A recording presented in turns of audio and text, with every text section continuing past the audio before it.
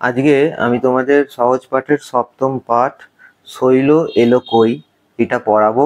তারপর এখান থেকে পরীক্ষায় কি কি প্রশ্ন আসতে পারে সেগুলো আলোচনা করে দেবো। দেখো, শৈল এলো কই, ওই যে আসে ভেলা চড়ে। ভেলা হলো কলা গাছের গুড়ি দিয়ে তৈরি নৌকো। বৈঠা বেয়ে, বৈঠা হলো নৌকোর ছোট দাঁড়। ওর আজ পইতে, অর্থাৎ শৈল আসছে ভেলা চড়ে বৈঠা বেয়ে। শৈলর আজ পইতে, পইতে মানে উপনয়ন। ওরে কৈলাস দই চাই, ভালো ভৈসা দই আর কই মাছ। ভৈসা মানে মোষের দুধ থেকে তৈরি। শৈল আজ খই দিয়ে দই মেখে খাবে। ওর যেহেতু আজকে পৈতে বা উপনয়ন, সেই কারণে শৈল আজকে খই আর দই মেখে খাবে। দই তো গয়লা দেয়নি। গয়লা মানে তিনি, যিনি গরুর দেখাশোনা করেন, সেই গয়লা আজকে দই দেয়নি। তৈরি হয়নি, হয়তো বিকেলে দেবে।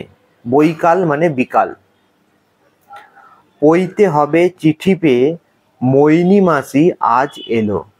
মৈনী মাসি চিঠি পেয়ে জানতে পেরেছে যে পইতে হবে শৈলর, সেই কারণে আজকে মৈনী মাসি এসেছে।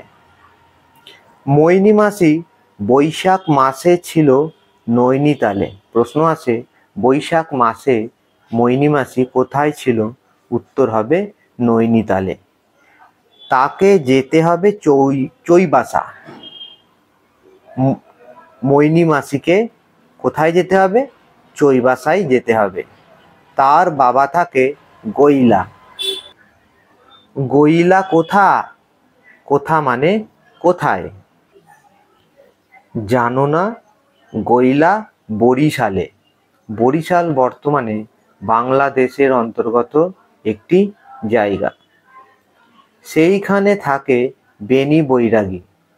অর্থাৎ বেনি বৈরাগী কোথায় থাকে? বেনি বৈরাগী বরিশালে থাকে। এখন সে থাকে নৈহাটি। শব্দার্থ লেখো। ভেলা কলা গাছের ডাল দিয়ে তৈরি ছোট নৌকা। বৈঠা নৌকার দাঁড়। পইতে উপনয়ন। ভৈসা মোষের দুধ দিয়ে তৈরি। বৈকাল বিকেল।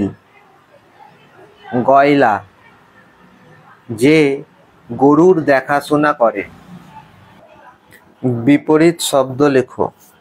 আজ, কাল, ভালো, মন্দ। নিচের প্রশ্নগুলোর পূর্ণ বাক্যে উত্তর লেখো। শৈল কিভাবে আসে?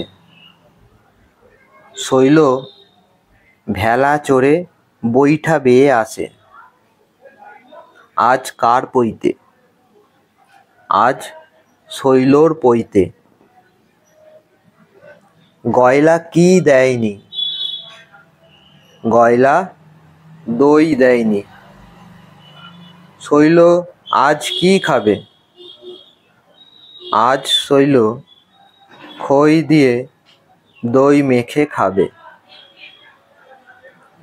পইতে হবে চিঠি পেয়ে কে এসেছে? পইতে হবে চিঠি পেয়ে মৈনী মাসি এসেছে। মৈনী মাসির বাবা কোথায় থাকেন? মৈনী মাসির বাবা গৈলাতে থাকেন। গৈলা কোথায়? গৈলা বরিশালে। বেনি বৈরাগী এখন কোথায় থাকে? বেনি বৈরাগী এখন নৈহাটিতে থাকে। শূন্যস্থান পূরণ করো। ওরে ড্যাশ দই চায়। কৈলাস। মোহিনী মাসি বৈশাখ মাসে ছিল ড্যাশ। নৈনিতালে। মোহিনী মাসিকে যেতে হবে ড্যাশ। চৈবাসা। এবার তোমাদের কিছু এলোমেলো বর্ণ দিয়ে দেওয়া হয়েছে, তোমাদের এই এলোমেলো বর্ণগুলোকে সাজিয়ে শব্দ গঠন করতে হবে। প্রথম এলোমেলো বর্ণগুলোকে লক্ষ্য করো, এগুলো দিয়ে যে শব্দটা হবে সেটা হলো বৈকাল। এবার দ্বিতীয় এলোমেলো শব্দ দিয়ে যে বর্ণটা হবে সেটা হলো চৈবাসা।